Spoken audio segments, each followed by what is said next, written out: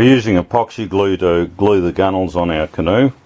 So what you do, you use 2 sticks. Don't use the same stick you use in your hardener as the same in the resin. You use a separate stick for your resin, separate stick for your hardener. So I've put the hardener and resin here.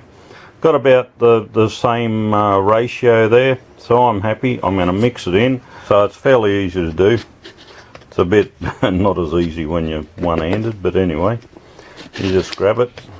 It's fully thixotropic and mix him in. I'm mixing the resin and hardener together. We're using pine, so this is the hardener, and it's a yellow colour, so it blends in fairly well.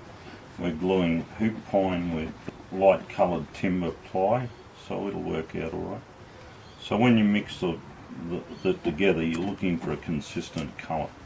I can still see some that's a bit light and dark, and you just keep mixing until you get him mixed in. Scrape off your stick because there'll be unmixed stuff there. Get that back in, mix him in.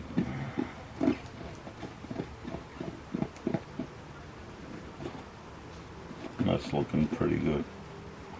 So make sure you scrape around the edges, because you don't want any unmixed stuff going on your job.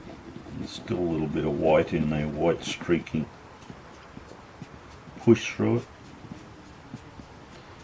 Make sure you mix it in really well.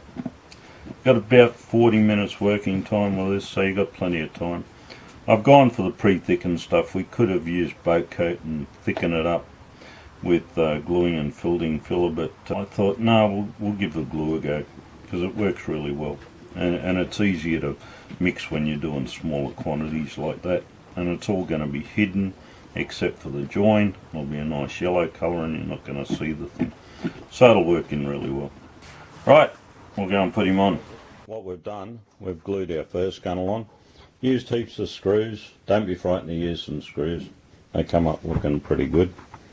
Alright, and we're into our second side. I haven't cleaned this one off yet. I'll wipe over with some acetone and a rag once we get it all on. You can use metho if you, that's what's handy. So we're glued right up to here. I've got enough glue to do me here, and I think I've got way too much glue. But anyway, we'll whack it on and away we go. So what we do, just get a bit on the stick. You'll see how far it'll go. I've mixed up way too much glue. Anyway, that's life. So just put it on and then spread it out. Scrape off. Scrape the excess off. Then just go along. I go along the top edge like so. Then drag it along. And then pull the bottom edge. And go back on our top edge. Reuse all that. And keep going until you've used it all. And then we'll pull him up and screw him up. So all these button head screws we've used, if you have a look, they're all button head screws. Or over on this side, it's easier.